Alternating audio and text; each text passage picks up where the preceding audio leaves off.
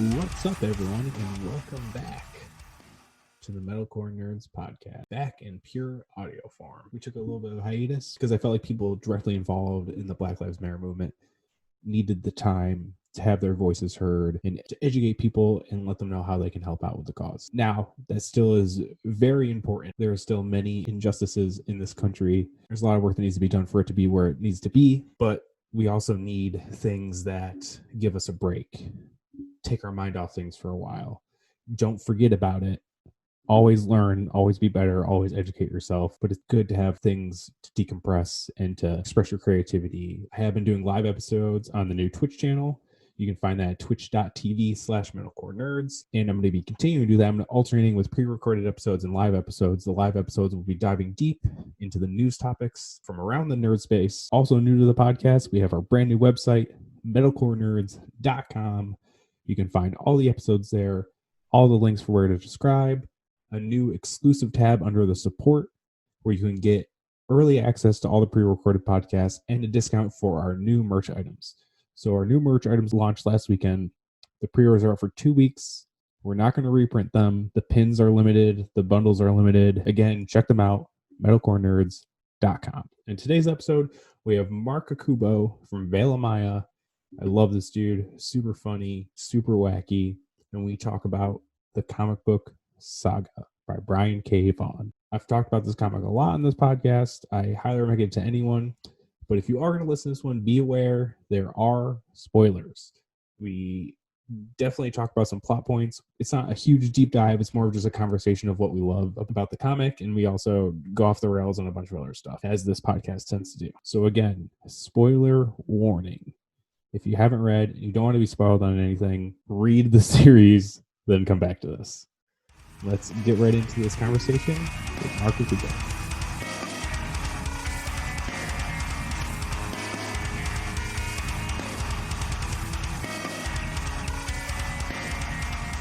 Hey, Marc, what's up, man?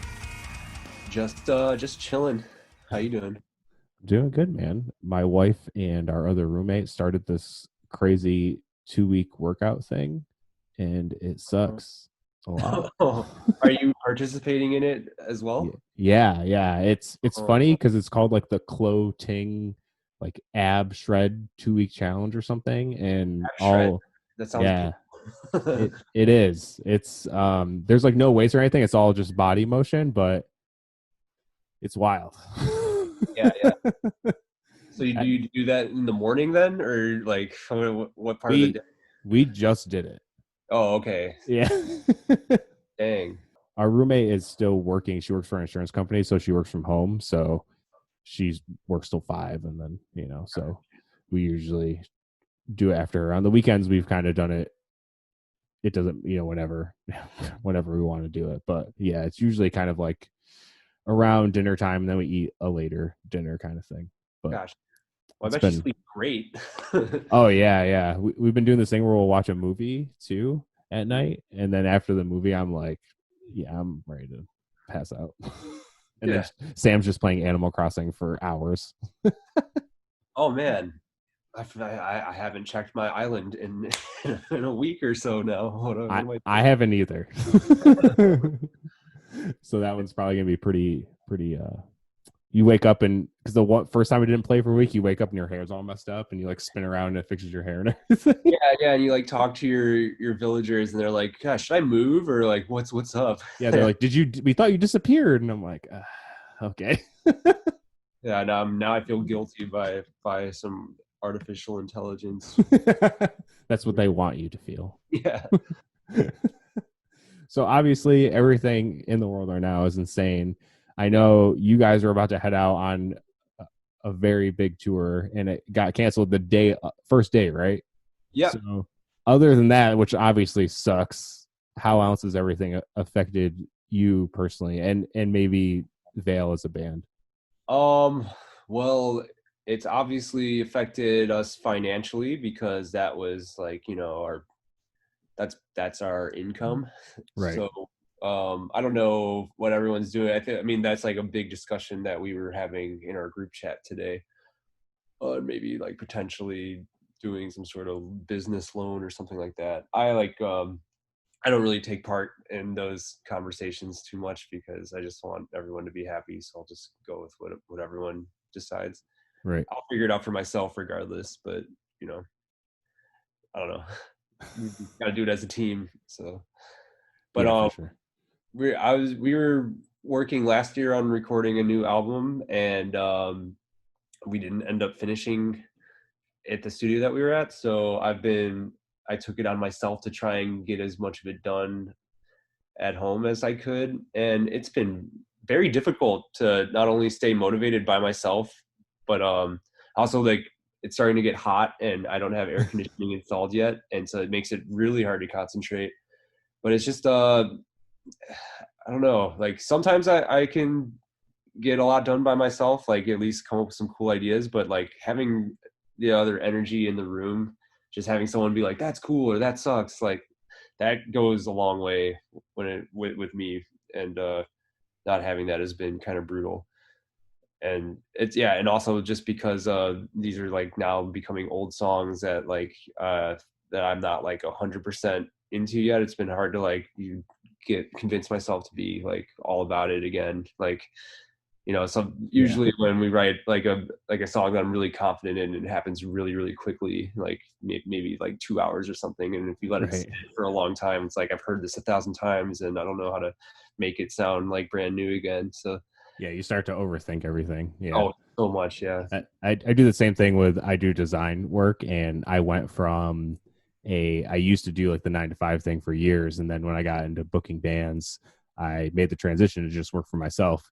And working from home for like the past 2 years, I can definitely attest to the difficulties of trying to stay motivated. Cause when you work in, even if it's a place to work and you're the only designer in it, you still have to pass the designs to someone for them to approve it, whether it's management or the owner of the business. So, even if they're not like a designer or whatever, they can still have the outside perspective, be like, oh, what if you move this around? Or, oh, what if you change the color or whatever, but you're working with yourself, you're kind of just like, yeah, I hope this is cool. And then send it out and see what happens. Yeah. I mean, I can relate to that. Cause like, I've also within the last year, I've started like, writing with other bands and artists and stuff. Gotcha, And yeah. they've been bringing me in, and it's like, well, like I know what you're supposed to sound like, what your other stuff sounds like, and I know what I like about it, so I'll just write what I think the best version of that could be. And that Yeah. like, having a template like that makes it a lot easier, whereas opposed to outdoing something that I started doing when I was a kid, and like having to please an audience at the same time while also pleasing myself. It just gets really confusing. Yeah, there's a lot of different different working angles in that to make everything come together. It makes it a lot more complicated for sure. Yeah, for sure. We met just last year. We were at So What Fest. You guys played. I was there with my wife, and obviously like everyone else that I'm mutual friends with. It's funny because your driver is from not my exact area, but in the general vicinity of where I live, which is always kind of funny. And I know you've worked with EJ before too, right? Well, yeah, I've known EJ since he was a small boy. He's from around. So we've always had mutual friends, and that's where I met your manager, Derek Brewer. And he's like, oh yeah, you want to come hang out in the Veil Bus? And then that's how I met you. And then we saw each other a few months later when you guys played in Syracuse on the Attila tour. Yeah, it was cool to hang out. And you were like, and that's what gave me the idea to hit you up to be on this podcast, because you're like, oh yeah, have you ever played the new Marvel Alliance for Switch? And I'm like, no, I haven't, but I probably would be into it because I like Marvel. So I did buy it too. I haven't beat it, but it is fun. Yeah, it was fun on the tour we were on last summer because I had like a squad to play it with. So, yeah, because it's like kind of like Diablo or whatever. Like you have like a team of 4, and you can have 4 different people playing with you, and like you can learn new abilities, kind of Diablo style. But I have had no inspiration or no motivation to play that game like since then, because I don't really have like a gaming squad at home necessarily. Yeah, I definitely can see it being. I've only played it by myself, so I can see it being hard playing with a group of people and then trying to go play by yourself. We're like, this isn't the same. Like we were all so into it. We're like, oh yeah, you level up, yeah, cool, dude. And like that kind of energy goes, it's so sick. But yeah, I don't know. But yeah, that's exactly why I was like, oh yeah, he was talking about that. guarantee he's into, comics and nerd stuff. So I hit you up, and then I was like, what are you into? Like, what would you want to talk about for a little extended period of time? And you mentioned Saga, and I was like, dude, I love Saga. And you're like, yeah, I have Lion Cat tattooed on me. And I was like, wow, that's sick. Like, that's so fucking cool. So here we are. We're going to talk about Saga. But before we dive deep into Saga, what got you into comics when you were a kid, or if it was later in life? Like, what got you into it? Well, like I always thought they were cool to look at, but Yep. like I had a hard time because obviously like the popular ones were Marvel and DC, and there's so many reiterations of the characters and storylines, and Yeah. like I didn't have money to like start from volume 1 and buy all of them or like get the compendiums or whatever, and I didn't know. So like I guess like the first comic book related thing that happened was I think like the X-Men animated cartoon show probably came out when I was like 6 or 7, and I Yep. like got real into that. Well, also like I was a big Teenage Mutant Ninja Turtles kid, and I think that Hell may have yeah. started as a comic book beforehand. It, Not pretty sure. yeah, I'm not positive if it originated as a comic book or went to a comic book, but either way, Yeah, they feed each other. So, totally. But yeah, I guess like X-Men was like the first thing I like got into consciously, because like it was like, oh, like look, there's like the same kind of characters as all the cartoons I like, except like this is real serious drama, and some of them die and some of them keep going, and they all like they have it was like it was more adult, I guess, at the time for me being like a 6-year-old or 7-year-old or whatever. oh yeah, for sure. That cartoon is the most consistent answer for anyone that I've Oh had yeah, on, including myself, because that's what got me into it. It was X-Men, Spider-Man the animated cartoon, and Batman the animated series, yeah, yep, and then the '89 Batman as well. But yeah, because yeah, I had like I was into Teenage Mutant Turtles. I remember I had a bunch of the action figures, and I think yep, I had like the van and everything. yep, And I all was that. also into Power Rangers, so I had the Power Rangers toys too. So I had the Oh fucking man, well that like was the coolest toy because they all combined yes. together, and then you're like, whoa, and then you bring that to school and everyone thinks you're the shit. And like, Yeah. It was so cool to have, 5 different toys that built into a mega toy. yeah. I mean, because I was into Transformers too. That was around the same time as Ninja Turtles or whatever. Yeah. But yeah, so the toys and like I guess just pictures, and then also like the video games. Like I had the X-Men for Sega or whatever, and like Oh. Maximum Carnage, the Spider-Man one, and I don't know there's a lot of that stuff, but I didn't like actually get into reading comic books until I was an adult. So like maybe like within the last like 7 or 8 years is Yeah. when I like actually got into it or like had money to buy comics. And I guess like I started I think like I thought like the Watchmen movie was pretty cool. I was like, wow, there's this whole world, and like I saw that was like a really really famous graphic novel, Yep. and I think that was the first graphic novel that I bought, and I really liked it. I liked the artwork and everything, but it was like really dense and like there's just like a lot of Super dense. so much information to take in at once. Like I read it all, and I was like, wow, like it can't all be like this. There's no way. And then I like looked up a bunch of lists of what like the cool ones were. And then I discovered Brian K. Vaughan, who's the author of Saga. Yep. But I think I started well, maybe I got like the first Saga because that was probably like brand new when like right at the time. I think probably when I started reading comics, so I just bought the first one because it was cheap, and Right. then I bought all the Why the Last Man comics, and I fell in love with Why the Oh. Last Man. And then I also realized that he wrote like some of the cool seasons of Lost. Like when I was really Yep. into Lost when that was out. Before the ending kind of made me mad. But, but yeah, then once I found out, I was like, oh, he's the one that like started writing it when it got really cool. Like, and Yeah. then Yep. I started figuring it out. It's like, whoa, like everything he writes is really good. And then yeah, so I just was a big fan of him. I mean, I have like a pretty decent collection, but like mostly the Image stuff is what I'm into. I like a few Vertigo ones as well. I never really had time to get into the actual X-Men, the Uncanny X-Men, because there's just Yeah. too much. There's so much.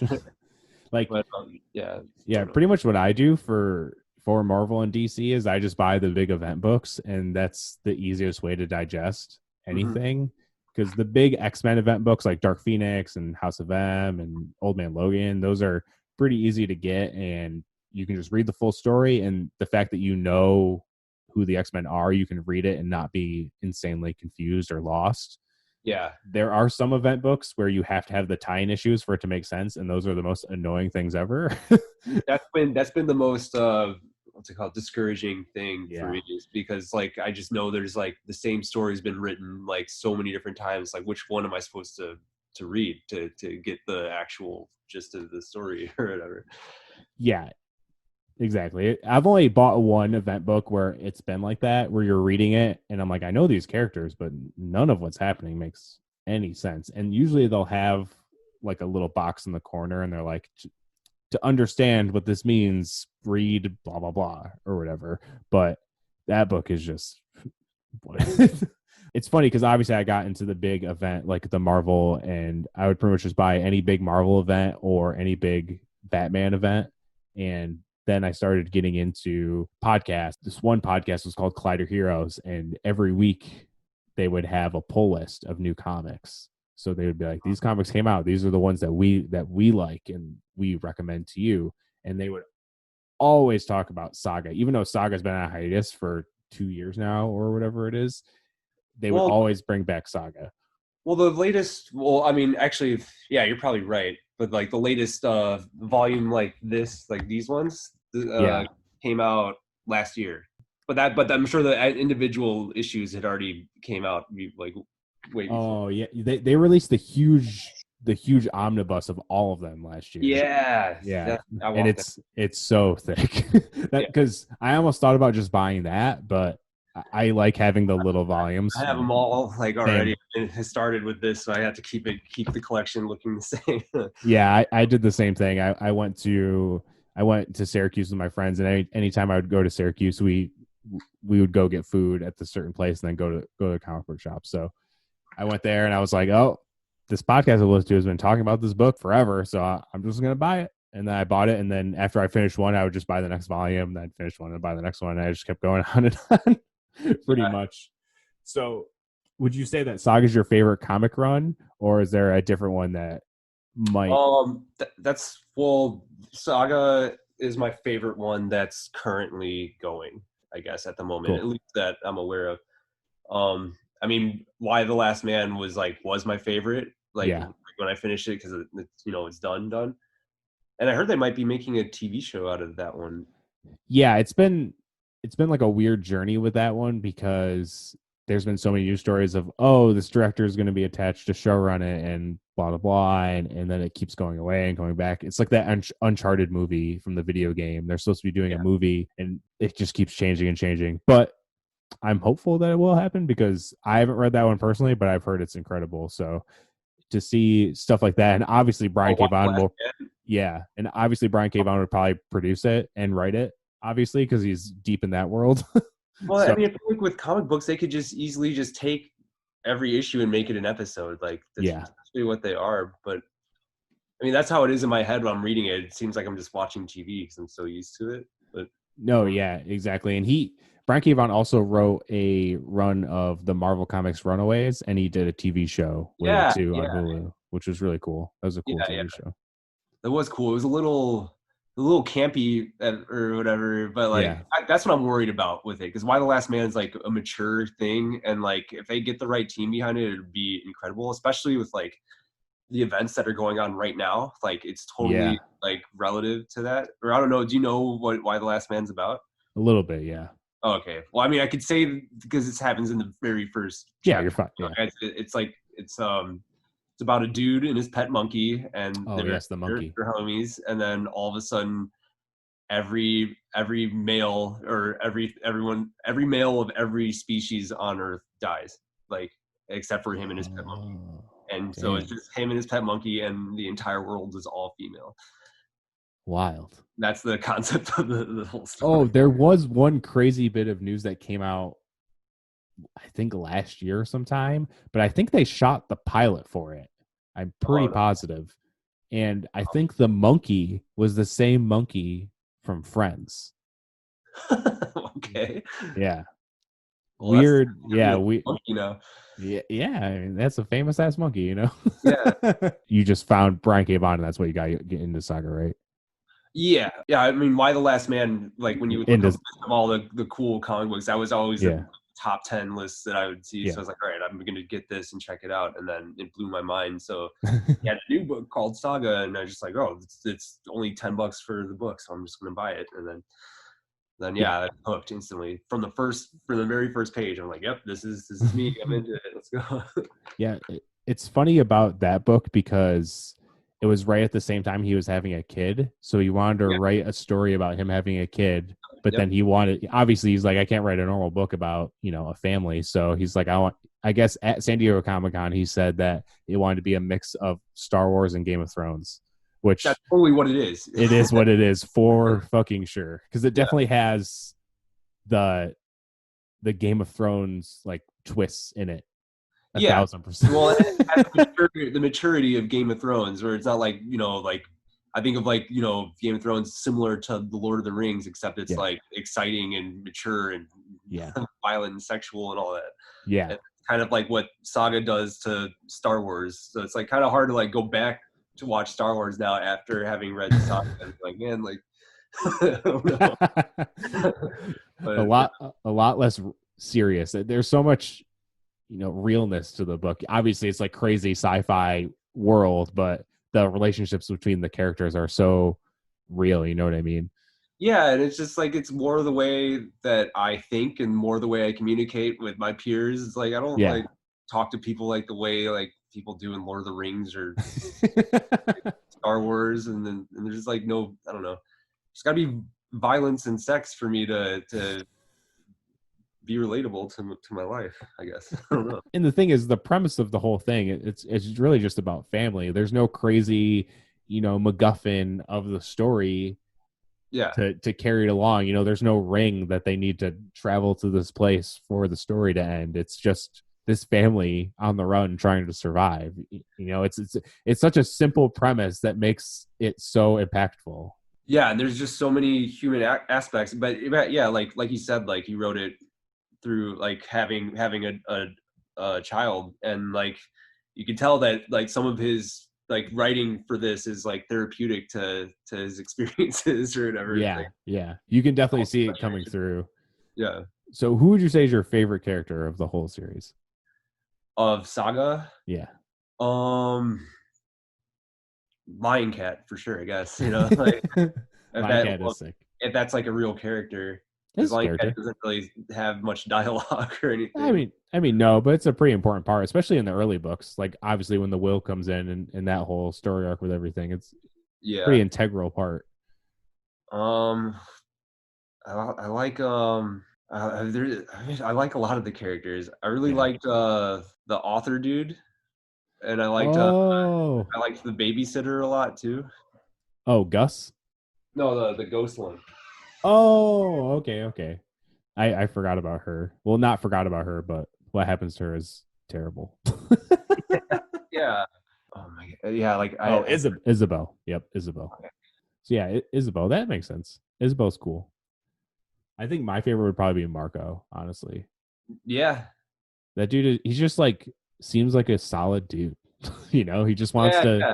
I like how he gets like he gets temptations like you would get like as a man in the world, or Yeah, whatever, and like he stays true to himself, and I really appreciate that. Like, yeah. He always just tries to do the right thing and defend his family. Which I mean, what more can you ask for in a person than that? You know what I mean?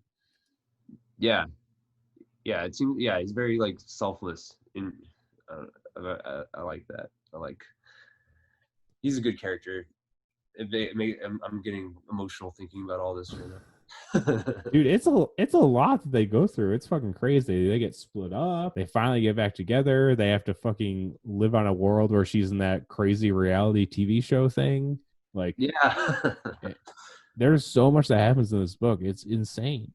Yeah. Also, another favorite character is what's her name? Sophie, or she starts off as slave girl, and then her name turns Yes, to Sophie. Sophie. Yep, That's a she is crazy pretty awesome. character. Like, Yeah, the fact that her arc is cool. How you see her like grow up a little bit.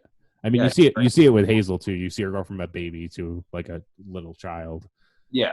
or almost a teen. I think close to a teenager, maybe. I can't remember how old she is when At the end, yeah. Well, the sort of end. yeah. Apparently, it's supposed to be done like that. This is just the first half that's out right now. Yeah, Which I yeah. can't even handle things like I don't know how do you think of. Well, we'll get into the end of the last current book in a little bit, but yeah, the way it ends is insane.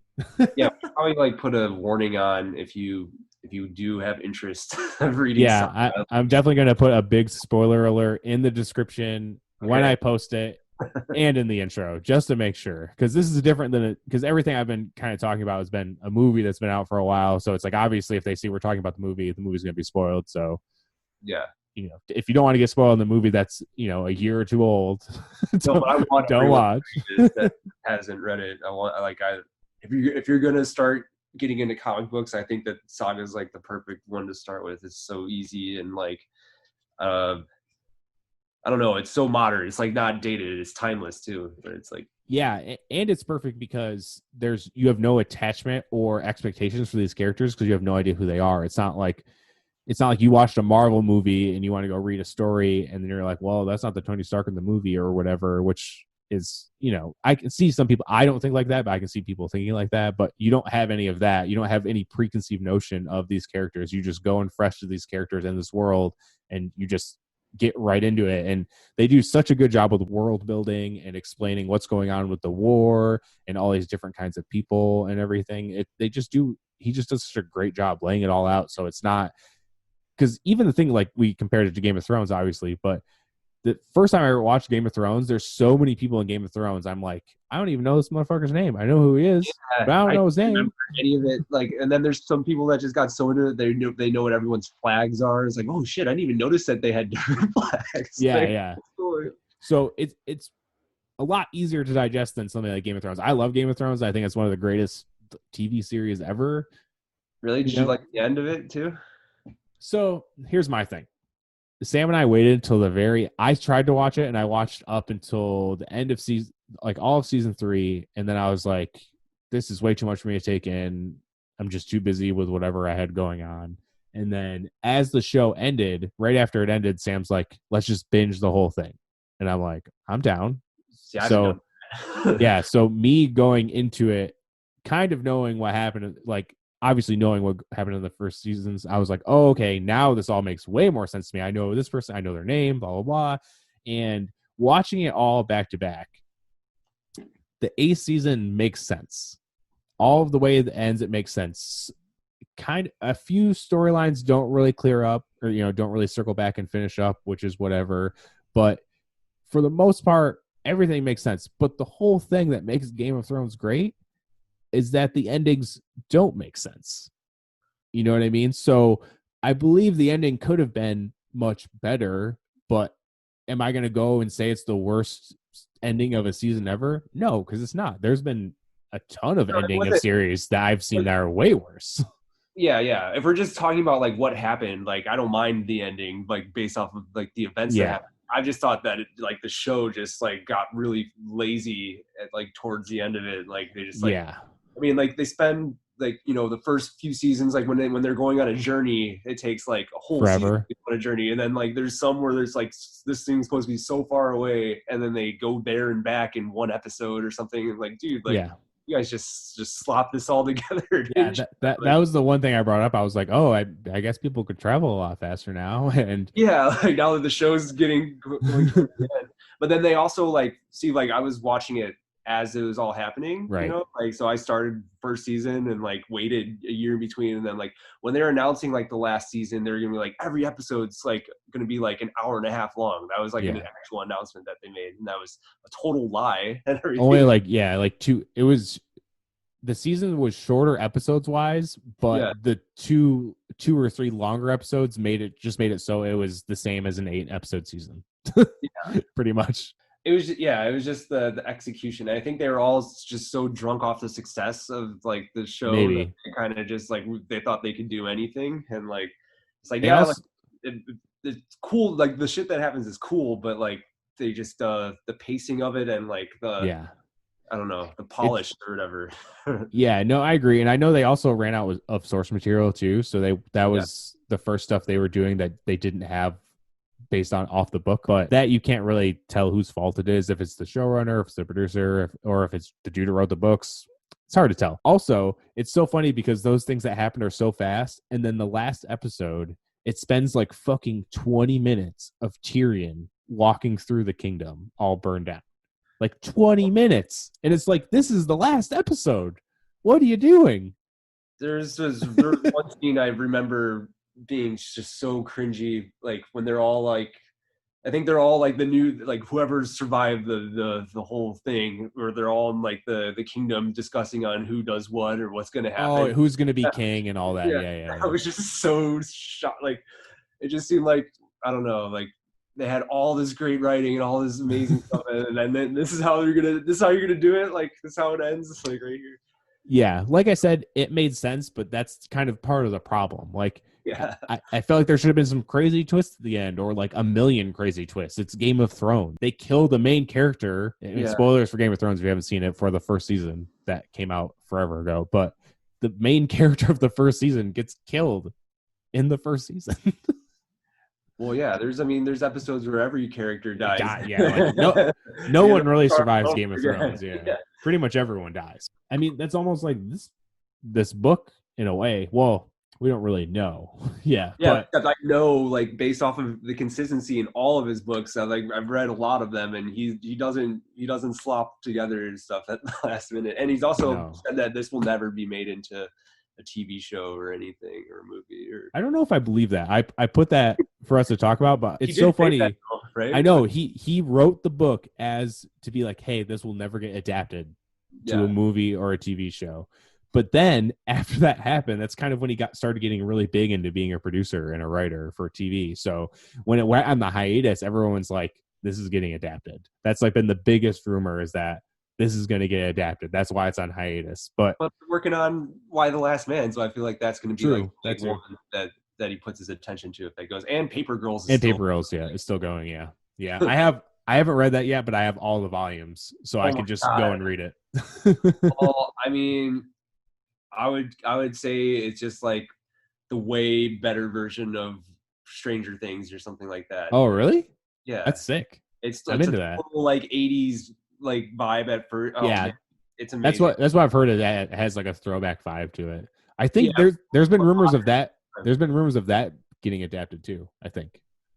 I could definitely see that, just based off the popularity of Stranger Things. Yeah, it's way better than Stranger Things. So it's like, why wouldn't they, like, that's the thing. It's like, what if they had Stranger Things team just with this better story or something? Or what if they had Game of Thrones team do Saga or something like that? Like, dude, yeah. If the only thing that sucks with having the Game of Thrones people do it is that I feel like, because this is the problem with fandom with everything, they're all gonna be like, fuck these guys, because they were supposed to get a Star Wars movie, and now they're like, nope. And I don't know if it was kind of a mutual thing where they're like, hey, we got a ton of heat from this last season of Game of Thrones, like, so we're just gonna step out of this. So many of the actors and people on the teams are so depressed, like that it's over, for one, and then that it ended kind of badly for like the majority of their fan base. Like, it's gotta be a big hit. I don't know. Yeah. I mean, the people who did Stranger Things signed a very crazy deal with Netflix, so it would be cool if they got something like this, like if they got Paper Girls or something to go on Netflix. But I wonder if that'd be too hard, because they're like, hey, the people from Stranger Things do a better version of Stranger Things on the same streaming platform. Yeah. It's just a better version of Stranger Things, like way better, in my opinion. I'm excited to check it out. I originally, we started buying them for Sam to read, but she just hasn't got to it. I just read The Long Halloween by Batman, which is probably my favorite Batman book for now. And I've heard that one's good. I heard really, really good. Joke is like the one that I need to get next. Oh, that's funny, because I'm wearing a Killing nice t-shirt. I have that one too. I have a lot of the major Bat books. Batman's my guy. You were talking about X-Men books. But if you want to get into X-Men books, I would say buy the trades for the new House and Powers of X. It's one big hardcover trade, and it's basically 2 runs that they put out that overlap, but they put them in the order that you're supposed to read them in. It's the craziest X-Men book ever, but it's awesome. And it's kind of like a new take on it too. So there's nothing you need to know in beforehand. The fact that you know the characters is more than enough that you need to know. And it's like a new storyline started fresh. They're doing this weird thing now where it was 5 or 6 runs started out of it, different runs, including all the X-Men characters.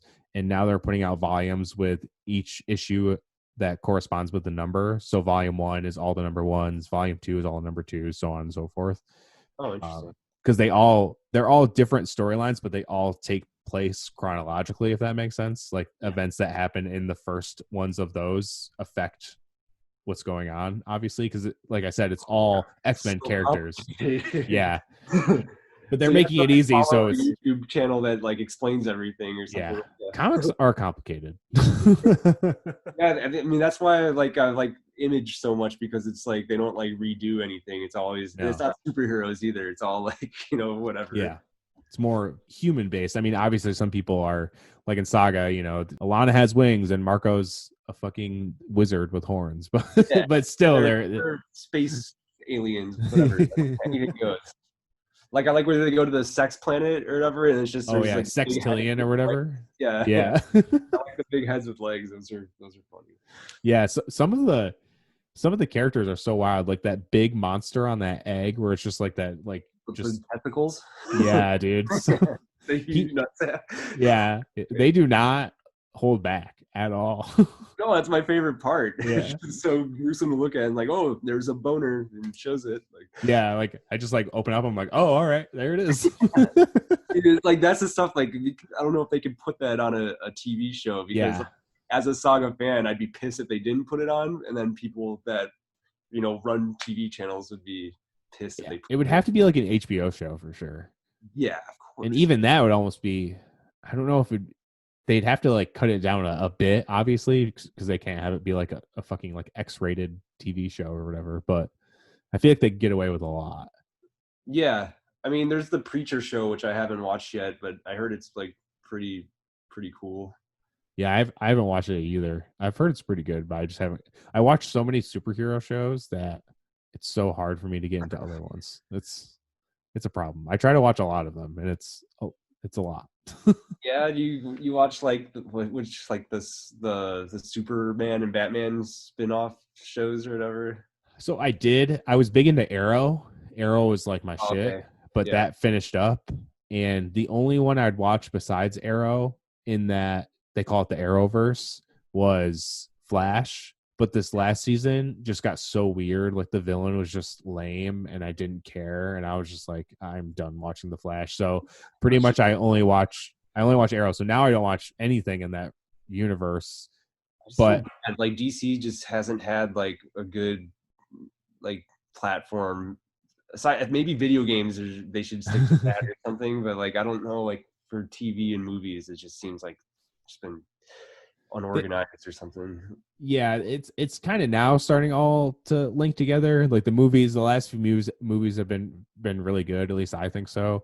And they're finally on like a nice track where they're like, hey, we're not rushing to some crazy event thing where everyone's involved. They're like, hey, this is its own thing, but we'll do one line that connects it to the bigger world. So it's not, we don't have to be like, hey, this is a shared universe. It's more of like, hey, here's this movie. We'll drop one line to be like, hey, it's in the same world. I mean, we're not shoving it down your face.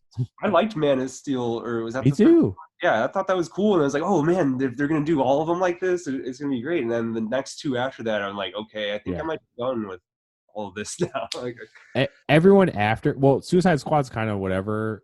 I couldn't hate it. I couldn't do it. But everything after that is pretty good. Wonder Woman is really good. Aquaman's really good. Shazam is fun as fuck. Okay. And was not expected. And Birds of Prey is honestly, it's like Deadpool meets John Wick. No, everyone said it was really good, but everyone was so turned off by all the rest of the movies that no one checked it out. Pretty much. They didn't get a fair shot. Yeah. I mean, it still made money. It just didn't make a ton of money. And they just announced that on HBO Max they're doing the Snyder cut of Justice League, which Yeah, I heard about that, but that's gonna make it like either like a 4-hour movie or something, right? Right? there's a ton of rumors coming out with it, and obviously nothing's been confirmed, but it seems like it's either going to be a super long movie or they're going to cut it into episodes and have it be like a limited series, which I kind of hope they make it into like a 6-episode limited series. That would be I sick. feel like everything that they do with movies like that should be series, honestly. Well, I like the MCU movies. I think that they do a good job with those, Yeah. but like even like I never got into Harry Potter growing up or whatever, so like I like try and watch it as an adult, and like this is just way too much like dumb shit going on. Like it would make way more sense if they like made it episodes, and like I could like Yeah. just get one thing at a time, because it's like why are they like now they're teleporting holding a flying boot, now they're playing some made up sport, now they're doing this, and it's all in like one movie. I just can't do it all at once. It's so much easier to world build and character build in TV format because you have so much more time, and that's even crazier because the MCU stuff, because now they're introducing TV shows too on Disney Plus, so they're doing like 6 to 8 episode shows that are directly connected to the movies that are pretty much going to be, you know, well, no, it's all the same team, it's all the same budget. Oh, it is the same team? Yeah, it's Kevin Feige runs everything in Marvel now. So when they bought Fox, they pretty much cut out every TV show that wasn't connected. It got canceled. He's even head of the comic books and everything now. So he runs everything. So everything Marvel coming out from now on will be connected to the greater MCU. Okay, because like I mean, what was the Defenders thing? Like there had its moments that were cool. Some of them were cool, but definitely not all of them. Well, in my opinion. Yeah, it sucks because the first season of Iron Fist was whatever, but the second season was pretty cool, and the way it ended was sick. And I was bummed I didn't get to see where it continued. And the same thing with Luke Cage. Luke Cage, the first season was solid. Like the first half was good, and the last half was whatever. I didn't like Luke Cage. The way the second season ends is insane. It's a crazy, like you don't see it coming. Maybe I don't know if I got that far. I think it's hard because if chronologically, you know, because like same. You would miss out, like they're saying Punisher season or like Daredevil season 2, or they should. I don't know. It confused me. Yeah, it was a lot and they didn't happen in season order either. You know, it was like Daredevil season 1, Luke Cage season, or like Jessica Jones, then Luke Cage, then Iron Fist, then Daredevil season 2. You know, it's like Defenders, and then just done on each season about a different one or something like that. Yeah, I mean Daredevil was the best of all of them, obviously. Yeah. Well, I heard Punisher was really good, but I had checked out by the time I got to that. It's pretty good. The second season is wild because they have Bullseye and they have these crazy fight scenes together. There's this Bullseye raids an office scene, and he seriously just kills so many people with just office supplies, and it's fucking insane. See, I'm all about that. That's what I want. Yeah. Both Punisher seasons are brutal as fuck, which as they should be. But yeah, some of the fight scenes in that shit, and obviously when Punisher gets introduced in Daredevil, the fucking prison scene is fucking crazy. Yeah. I liked that. I like that he like, you know, would hurt himself like in fighting people, and like the moves were believable. But then like I saw some clips of Punisher that I kind of like maybe I saw out of context, but there'll be like some super attractive woman like going hiya, hiya, hiya, like, you know, doing like. I think that was probably Iron Fist. Oh, okay, yeah, like, that's stuff. I'm like, what? Like, come on, man! Like you're fighting with guns and stuff, and now you're gonna have like a karate match with like a small woman, like like what? It's just, I don't know. Like I get it, like, well, I don't know. It was cool that they had like sex scenes in the Jessica Jones and stuff. Like, yeah. I'm like, wow, that's a new thing for Marvel. Like, you don't see that a lot. But yeah, there's been rumors of some of those characters coming into the MCU, which I'll be interested if they do, but we'll see. I don't know. It would, yeah. I don't know. It's hard to tell because the biggest rumor is that Daredevil is going to be in Spider-Man 3, but Charlie Cox has kind of been like, it's not going to be me if it happens, but he's like, but I would love to. So it's like one of those things where you're like, what do you really believe what they're saying? You know what I mean? Like, obviously, if he did sign the deal, he'd be like, yeah, I don't know what you're talking about. Yeah, I would feel. I mean, Daredevil was always like one of my favorite characters, but Yeah. all representations of him were pretty terrible until the TV show, and they really had something going. But then they had to do the whole Defenders and get everybody. Yeah. But I feel like he's just as important as like, I don't know, like what's Scarlett Johansson's character? Oh, Black Widow. Yeah, or something like that, or Yeah. I don't know. Yeah. I mean, I agree. I hope they bring him in, even if it's a different guy, but I hope it's Charlie Cox because he was an awesome fucking Daredevil. I agree. Yeah, he did good. I thought the Punisher was casted perfectly. That was such a good God. Yes, he is. If they bring the Punisher back and it's not him, if it's not John Bernthal, I'll be bummed. It's about that. Because he is talk about perfect casting. That dude is dead on the Punisher. Yeah.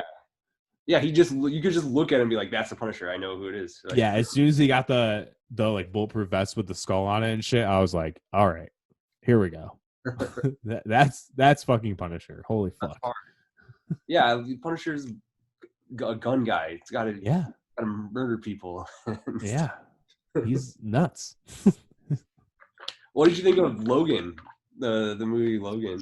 It's one of my favorite superhero movies of all time. Yeah. I feel like it just deleted the entire X-Men movie series. That's been the problem with the X-Men movie series is they just continually retcon themselves.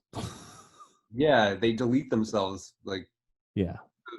What do? They just like make it a different dimension or like your multiverse thing, and it's like, yeah, actually none of that happened. Here's the real thing. Or yeah, like in the second one of the new one, Days of Future Past, after First Class, they have the whole time travel thing where it rewrites history and just rewrites all of the old X-Men out of X-Men. Yeah. I mean, it all doesn't matter now. Obviously, there's going to be new X-Men, but Logan was top tier fucking movie. Yeah, that's the only one you need to watch if you've never seen any of them. You just start right there, and then that's. Yeah, X2 is cool and First Class is cool, but they were definitely cool for the time when they came out. They're awesome. Like, yeah, First Class still holds up because it's not that old. It's only like I don't know when it came out, but yeah, so it's not crazy old. It's not like watching a early 2000s movie and you see the effects and you're like, okay. But yeah, well, are the X-Men and the Avengers in the same universe or no? That's what I'm so interested to how they're going to explain it, because obviously in X-Men lore they've been around for decades. Like Magneto was a kid in World War II and everything like that. So I don't know if they're going to do, because now the multiverse is obviously a thing now. So I don't know if it's going to be a multiverse thing or it's going to be like they were in hiding thing or what. I have no idea. Well, that's good. I mean, like you mentioned World War II. That was one of the questions that I had is like, how do they excuse like having like a Captain America during World War II or having like the Wakanda during World War II? Like, how come they didn't just step in and end World War II? Like, they had all that stuff all. Yeah, there's a weird. So when they first did Captain America, Disney didn't own Marvel yet. It was just Paramount. And they reached out to Fox to have Logan as Wolverine in the movie and a young Eric Lyncher Magneto in the movie, but they turned it down. And I'm kind of glad they did, because obviously now it would have been super confusing because they'd be casting totally new people to be Wolverine and Magneto. And obviously Fox did their own thing with the X-Men for decades. So it would have ended up being super fucked up. But the thing with Wakanda is their whole thing until Black Panther the movie, they were like, we're going to keep to ourselves. We're just an African nation. Technology, I don't know.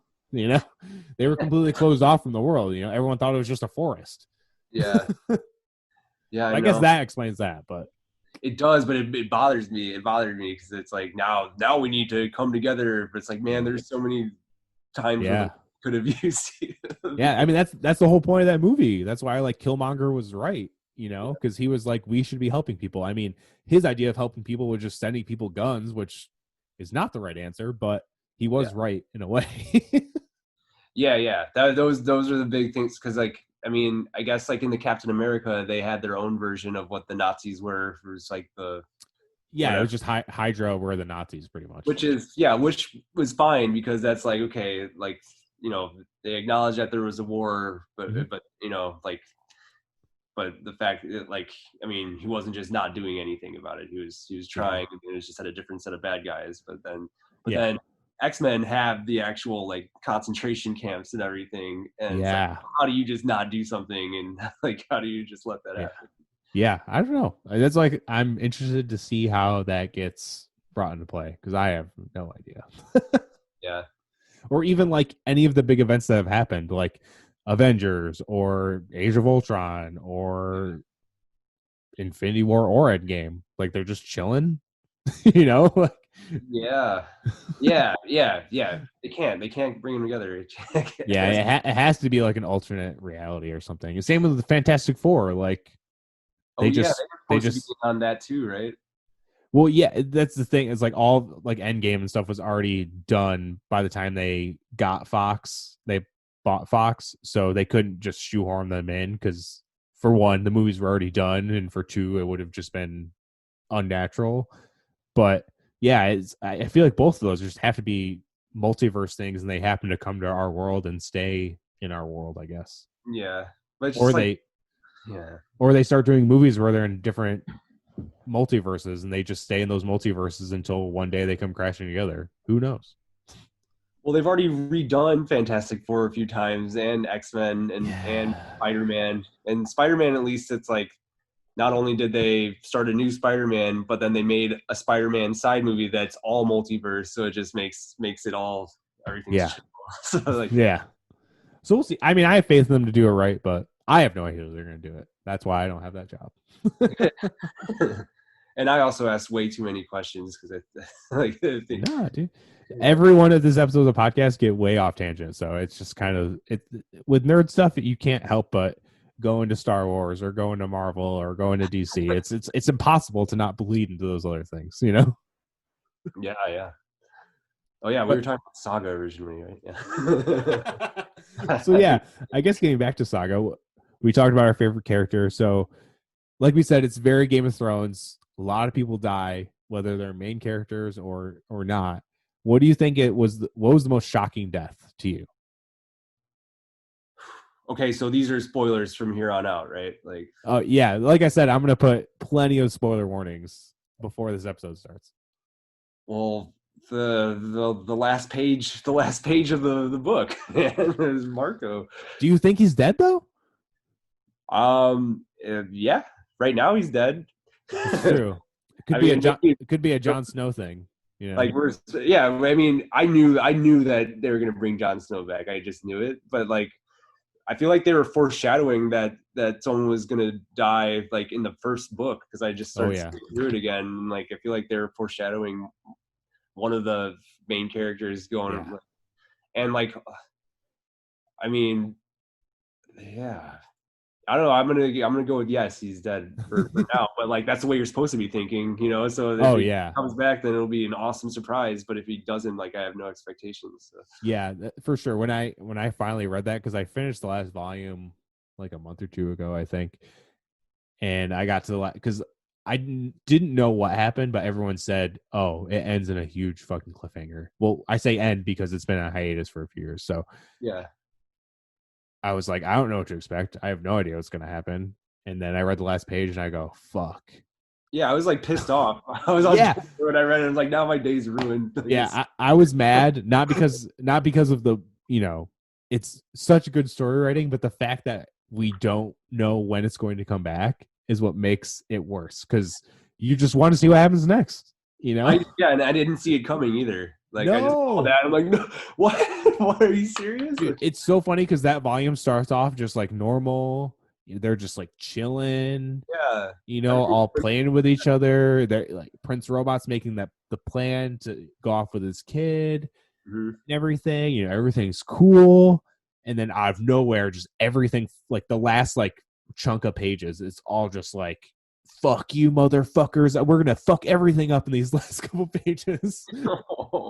Like the one reporter gets fucking killed, like the Will goes fucking nuts. And my most shocking was when Prince Robot got killed by the Will. I could not believe it. I was like, holy fuck. Yeah, not believe it. I mean, it was shocking, but like that was one of the things that's like deep down I kind of, like he's such a bad person, or he has been. He has so much to answer for. There's so many things that he's done that's like it's inevitable. Even like I like how he became kind of like a good guy. Yeah, he had like a total redemption arc for sure. Yeah, like he was tried to be mean to Alana and Marco, but near the end you could tell they were friends. You know what I mean? Like I think he even admits it in part of the book and everything, but you could tell that he cared for these people. Well, he wasn't just have like weird thoughts about him or weird dreams. Oh yeah, those are wild. Yeah, I like that a lot because it's like, man, like people think weird shit and like it's true. Yeah, I love that how what they think comes up on the TV screen. So if for somehow you haven't read Saga and you're just listening to this to listen to us talk about it, and this somehow makes you go read Saga, and even though we're ruining a lot of things for you, whatever, you'll still read it and it'll be awesome. But so there's this species of alien, and it's like this royal family, but they're all TVs. They're human bodies, but they have TV heads. And one of their arms turned into cannons. I know, it's fucking insane, but their thoughts come up on the TV screen as their head. It's awesome. Yeah. So if they're dreaming or whatever, then like people can watch their dreams on the screen, or like if they're having sex, like it will like show what they're fantasizing about on their screen. Or it's wild. It's so wild. And like even trying to explain that in a audio way, like how did Brian K. Vaughan think of that?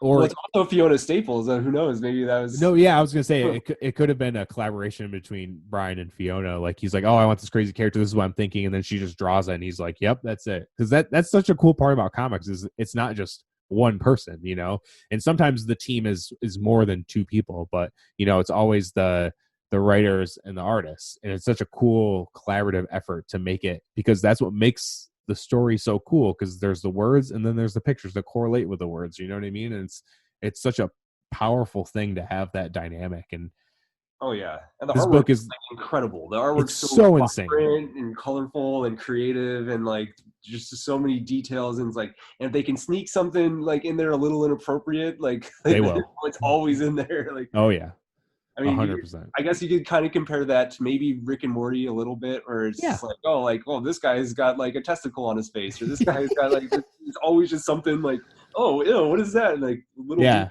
Rick and Morty definitely pushes the boundaries for being I know it's Adult Swim, but I mean they're still on TV. They can't go crazy far, but they push the boundaries as far as they'll go for sure. Oh yeah. But yeah, I would say it's comparable to Rick and Morty. Well, I mean, I don't. That definitely Rick and Morty came out after Saga did, but like, I would say if you're a fan of that and you want something a little bit more serious, sometimes for it's so weird because I'll watch video breakdowns on Rick and Morty episodes, and they'll go over like the underlying meaning of the episodes, and it just makes me feel like stupid. I'm just like, yeah, that was a super cool episode. Then I watched the breakdown video, and I'm like, oh, okay. Like everyone's theories, or like all the little details in there. Well, it goes over, oh, Rick did this because of, they show this flashback where it's him with his wife, and it's probably because of his abandonment with his wife, and like all this shit, and it's like what really happened to his wife. And some of it is theory stuff, because there was the weird one where they kept going through the pods and they'd wake up in different Earths where like they were wasps or they were fucking that super weird episode, and they had saw like the Nazis, and then it's like, are you Nazi? You're like, yeah. And there was like a shot in the ship, and this one guy is like, oh, Rick's wife could really be in one of those pods, and like all this shit. It's like fucking crazy. Yeah, goes off the rails. Like they have so much fun with that, because like if they don't like where a story arc's going, they could just like switch dimensions and then start over again. They do that a couple of times. So it's so easy. So like trying to think too hard about it is like, I don't think they're thinking that hard about it. I think they're just like, No. okay, like that's one possibility, or we could just switch dimensions and just start a whole new thing right now. Yeah, I think they do it to make you think like that. You know, they do it Yeah, on purpose to be like send you down this deep rabbit hole that probably doesn't even exist. yeah, yeah, yeah. I don't. Yeah, I guess I'd prefer to make up my own like Ideas belief. about it. Yeah. Yeah. It made me like want to be a part of a team that does like a Something like comic that. book or a cartoon or something. Like that just seems like the coolest job. And then I started Yeah. watching like, videos of like voice actors and like like The Simpsons or South Park or Rick and Morty or whatever. Like it's like the same like you know maybe like 5 to 10 people doing Yeah. all the voices for the Yep. show, and like they coming up with all the different characters, and like it's so cool and creative and funny, and it seems like so much fun to do. Yeah. One of the creators of Rick and Morty, he does like all the voices. Oh yeah, Justin Roiland, yeah. Yeah. He does like everything. It's fucking crazy. I love Dan Harmon though. Dan Harmon is great. Oh yeah, yeah. Did you see their new show? Well, Justin Roiland's new show, The Solar Opposites. I haven't watched it yet, but I've heard it's pretty good. Amazing. I mean, it's just another like Rick and Morty thing. That's what I've heard. Yeah, I guess it's like the third rock from the sun meets Rick and Morty or something like that. Oh, that sounds cool. I mean, Yeah. I watched the trailer or it came up on like an ad on Hulu or something, and I was like, oh, okay. I was like, that seems in a very similar lane. It's very similar, but I don't. There's not like a multiverse side of it. It's not like it's crazy, not as wacky. Oh, it is. It for sure is, but it's just it has its differences. Okay, cool. I've been meaning it's like on my list of things to watch. That long list of it's a real things watch too. Like there's short episodes and they perfect. go right by. Yeah, there's a few seasons or episodes of the continuation of the season of Rick and Morty that just started coming out. I'm a few episodes behind. I watched the first 2. Oh yeah. I think I have like one left. I think it just ended, right? I think. I don't know. I know I'm a few episodes. I watched like the first 2 since it came back. Those are pretty funny. Those are good. The Snowpiercer, the train one or whatever. Yeah, the train one was wild. Yeah. They're all. I mean, yeah. I like all of them. I guess it's just like the only thing that sucked is like it just got so popular, and then whenever I have people like quoting, like one of the things that starts to get annoying to me is people quoting TV shows like as their own jokes or whatever, or like it's like, oh, I'm Pickle Rick. It's like, all right, shut up, don't ever say that. Yeah, I usually try to do that if the conversation of the certain subject comes up. You know, they're like, oh, hey, did you watch a new Rick and Morty episode? I'm like, oh yeah, that one spot, blah blah blah. Like, you know, like that's a correct time to bring up those kind of things. But then like, people doing that too much where where everyone was saying like I'm Rick James bitch 20 years ago. Yeah, and then, like it literally made Dave Chappelle quit doing comedy for like years. Like, don't do that. Yeah, he quit. He's not even in the last season. Well, he is because they all pre-recorded it, but all the where the beginning where it starts off and it's almost like a stand-up comedy show, and he talks about the different skits and everything. Like it wasn't even him. It was Charlie Murphy. You couldn't even walk around anymore like without people saying I'm Rick James bitch. Yeah, or like if you're being one of those people, like you're literally killing the joke and making it not fun. Anytime I've met someone who's been, I guess, like famous or whatever, I've always been up to him and like, oh, I really enjoy what you do. I don't try and be like a super fucking like Punisher and say whatever catchline to or like catchphrase them or whatever. I'm just like, hey, I'm a big fan of what you do. Like, thanks for doing what you do. And that's it. I don't know what else to say. I mean, I just hope that like I get introduced to them organically. I would prefer that over just being like, hey, can I get a selfie or like then you're kind of, I feel like you're putting like a barrier between actually becoming friends with them or right, whatever, because they're just people. Everyone's just a person. That's true. You don't need to like make them higher up than what they are. Like it's very true. It's not like, I don't like it when people do that to me, or it's like, dude, I'm just like some dude that is in a band, I'm not like I'm not actually cool, dude. No, you're a cool dude. Well, I mean, there's nothing different about me to in my mind. You know what I mean? So right. We're all just people. You are correct. Yeah, some people just live in mansions. Yeah, some people live in mansions, but like if you become friends with them, then they share. True. That's a valid point. Is there any other thoughts on Saga you want to talk about? Oh man, well, I don't know.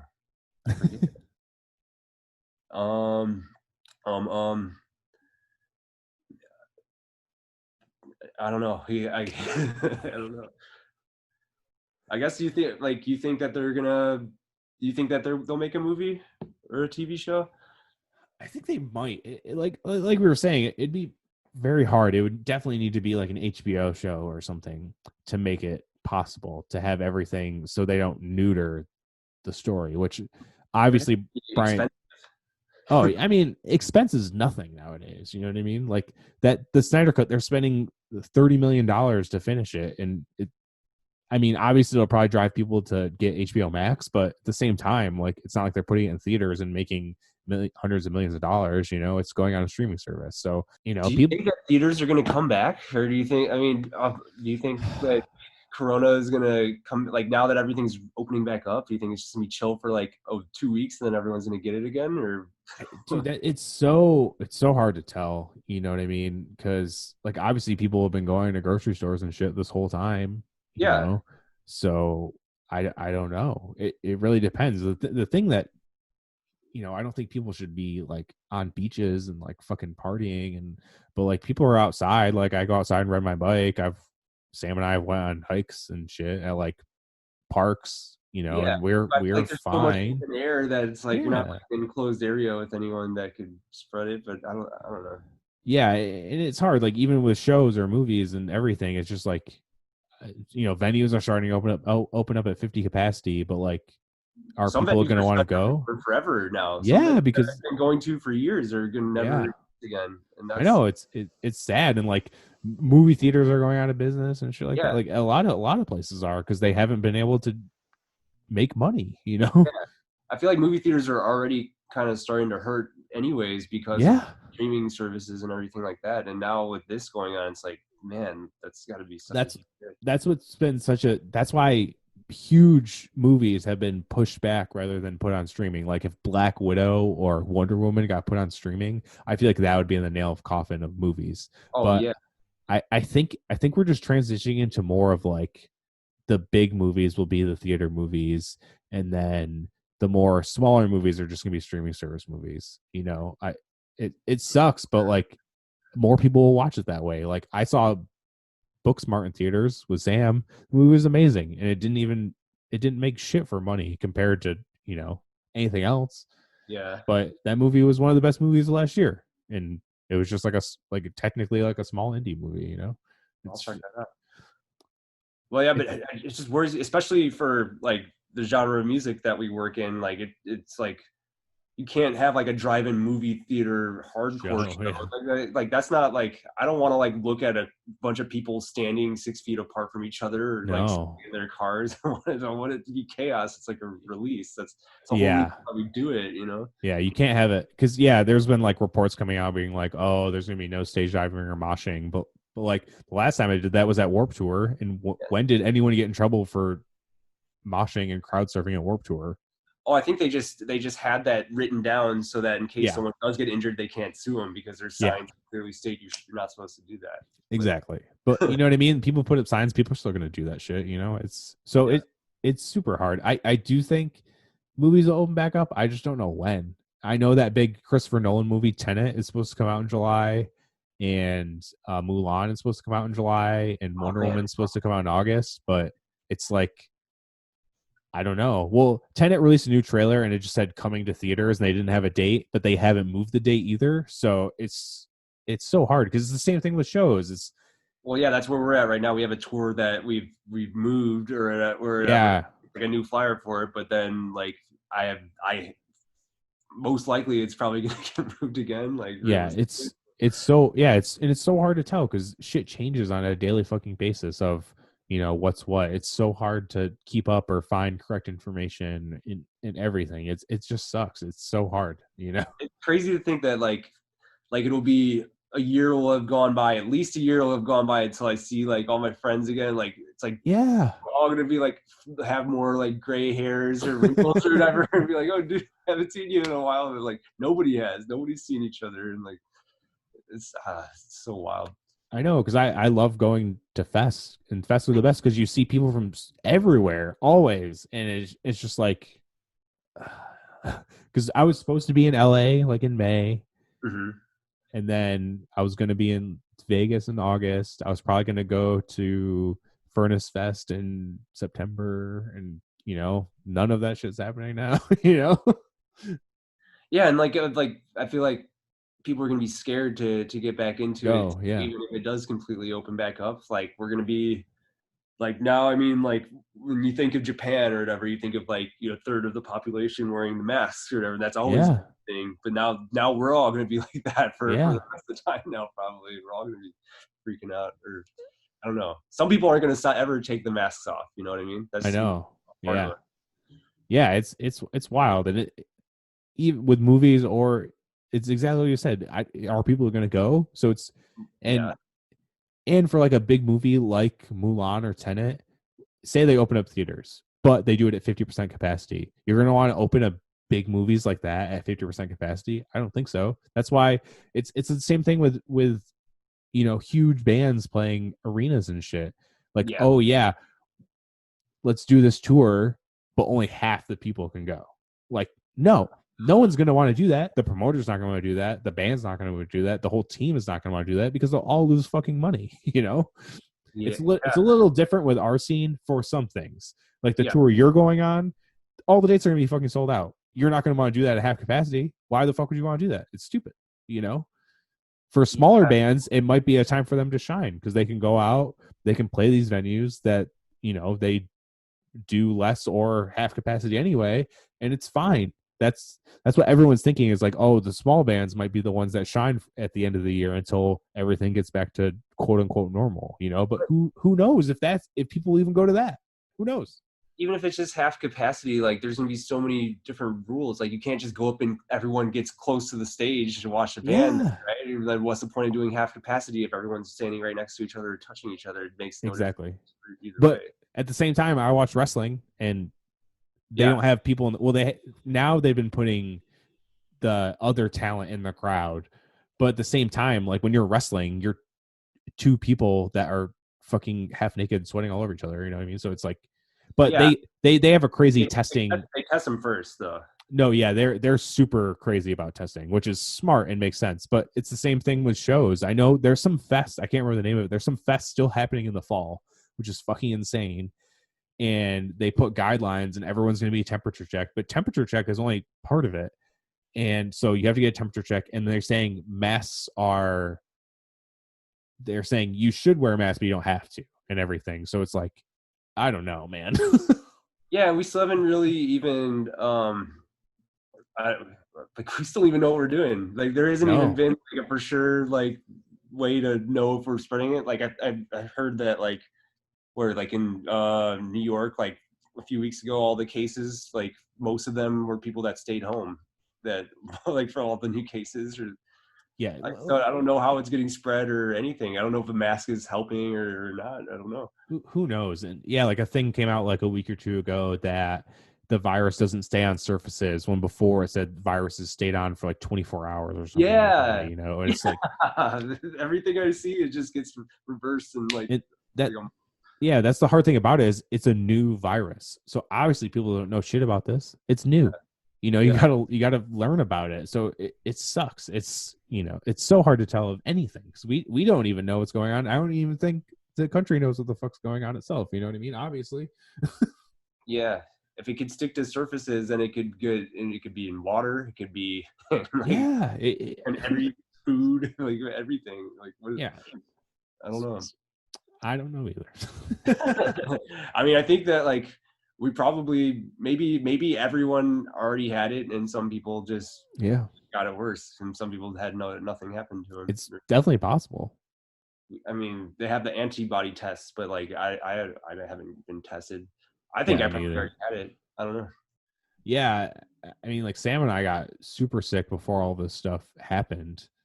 And like a part of us is like, oh, maybe it was that. But at the same time, we're like, I don't know. We were just sick. It's just scary. It's scary for hardcore music, especially Yeah. for me, like, because that's like the reason that I got into it was, you know, the social aspect and The energy and being around everything. it is the thing. It's not like, yeah, it's not like I'm like making like you know, like a movie soundtrack or something where I can just be alone. Like I need to experience the energy to want to do it. That's what makes those shows work for sure. Yeah, because some people are trying to do like empty venue shows and stuff, but as a band, like it's cool, I guess, but at the same time, it's gonna be so awkward playing an empty venue with no energy coming back at you. You know what I mean? It's a lot to ask. It was cool how Code Orange did it like immediately, right when like everything got shut down. That was sick. It was really cool, but like I think that they were already prepared to do that anyways and just film their release show probably. So there's like, might as well just do it anyways and stream it. Or I mean, I don't know. It just seems like a lot of work to just set that up out of nowhere. Yeah, well, they're a band. They have that sort of like aesthetic and feel where they can get away with something like that. You know what I mean? Yeah, totally. They're a crazy fucking band. So I usually wrap these up with a little thing I call Metalcore Minute, and it's just a minute, and you say anything you've been into, whether it's video games, TV shows, movies, bands, whatever. You just everything off the top of your head for a minute. Are you ready? Sure. Yeah. Okay. Go. Okay, well, I bought the Animal Crossing game. I got the Final Fantasy VII remake. The last band that I got really into was Loathe and their new album. I highly recommend that to anyone that likes heavy music and or also, you know, Deftones. I feel like they do a good job of covering both of those. Veil of Maya, my band, is working on new material, and we have a song that's newer out called Outsiders. Check that out. I have a signature guitar through Keys Little Guitars, so if you like guitars, check that out. And yeah, that's like pretty much my life right now. I was gonna say, is there anything you want to plug? But I think you kind of yeah. That's my stuff right now. I haven't started streaming yet, like on Twitch, which you should do. It's like that's another one of those things where it's like my confidence, like having someone else around me is what makes me confident. So like, that's fair.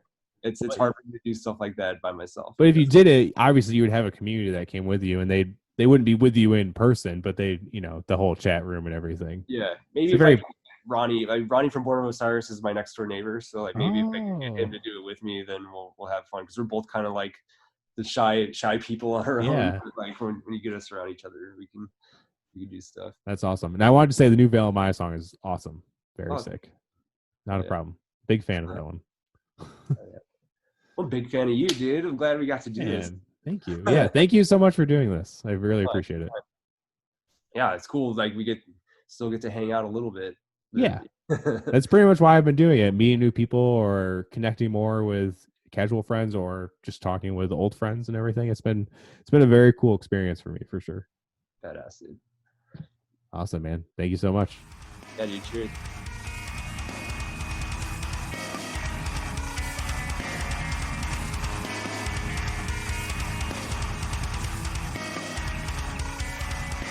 And that's it for that one.